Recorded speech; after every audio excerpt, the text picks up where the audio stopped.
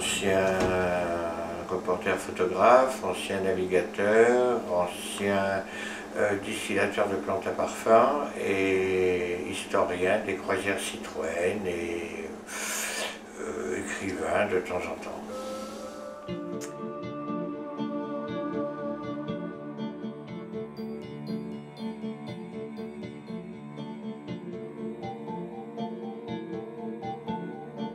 À la bibliothèque de Rabat, pendant la guerre, donc j'habitais Rabat, j'allais à l'école à Rabat, et je suis tombé sur les livres des croisières Citroën. Et ça a été pour moi, j'avais 11-12 ans, ça a été pour moi une révélation.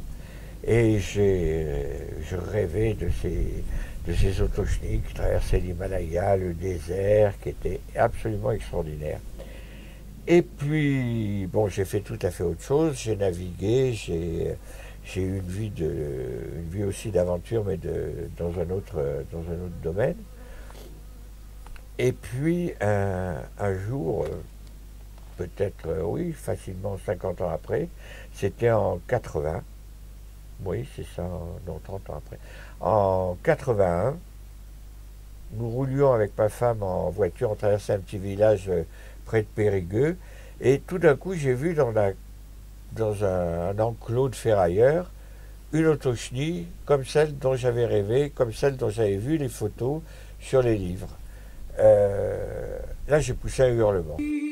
Cette voiture, c'était évidemment une ruine, un tas de rouille, les plantes l'avaient envahie, c'était épouvantable. Et j'ai réussi à racheter cette voiture l'année suivante.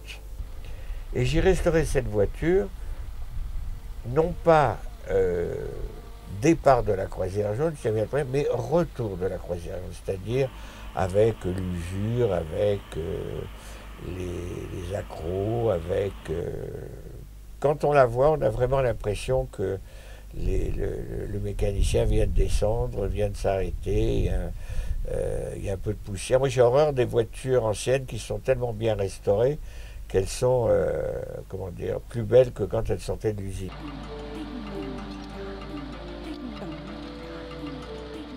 Le but de ces voitures, c'était de vendre aux militaires des engins qui soient capables de traverser tous les terrains et de relier aussi toutes les terres qui étaient sous mandat français.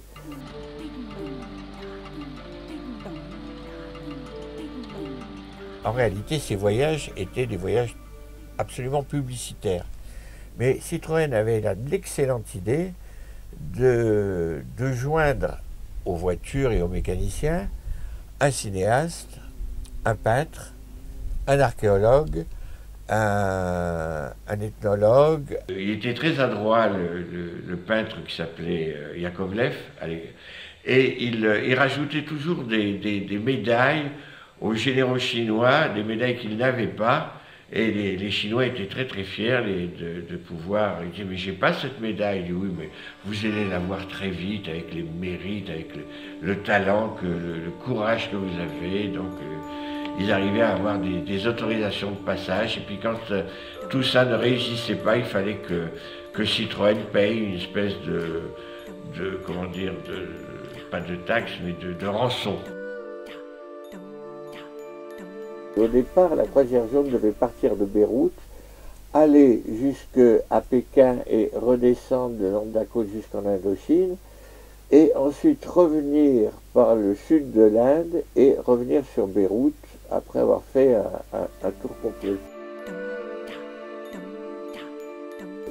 Alors au début, ils voulaient passer au nord de l'Himalaya à travers les territoires qui étaient sous mandat soviétique. Et au dernier moment, les voitures qui étaient prêtes au moment du départ, les soviétiques ont dit « Niet, vous ne passerez pas ». Donc ils ont été obligés de construire des voitures en 2 mois, des voitures beaucoup plus légères qui passeraient à travers l'Himalaya. Celles qui ne pouvaient pas passer à travers l'Himalaya ont été envoyées à Pékin par bateau. Il y avait donc 2 groupes, un groupe Chine et un groupe Pamir. Et les 2 groupes sont allés l'un au devant de l'autre jusqu'au moment où, en principe, ils devaient se rencontrer. Le groupe Chine, qui avait des voitures très lourdes, s'est arrêté à Urumqi. Et le groupe Pamir est arrivé jusqu'à Peshawar, Srinagar, et de Srinagar, ils ont tenté la traversée de l'Himalaya, mais ils sont arrêtés à Gilgit, ils ne sont pas allés très loin. Il y a eu des problèmes à la fois par les Chinois qui bloquaient les voitures, qui faisaient prisonniers les autochnies et l'expédition du côté de la Chine. Et de l'autre côté, il y avait le côté matériel pur, les voitures ne passaient pas dans l'Himalaya. Donc il a fallu les démonter, les remonter. Et le reste de Gilgit à Urumqi a été fait à cheval. Il y avait quand même près de 800 km, 900 km. J'ai donc fait, avec une historienne qui s'appelait Sylvie Schweitzer, qui s'appelle toujours d'ailleurs, j'espère, Sylvie Schweitzer, un journal de bord, et j'ai utilisé beaucoup les journaux qu'avaient écrits, qui n'avaient jamais été utilisés, les journaux personnels de tous les participants, enfin ceux que j'ai pu retrouver, les participants de l'expédition. Et c'est assez extraordinaire et intéressant de voir comment ces gens-là vivaient, comment ils étaient obligés de monter un campement tous les soirs.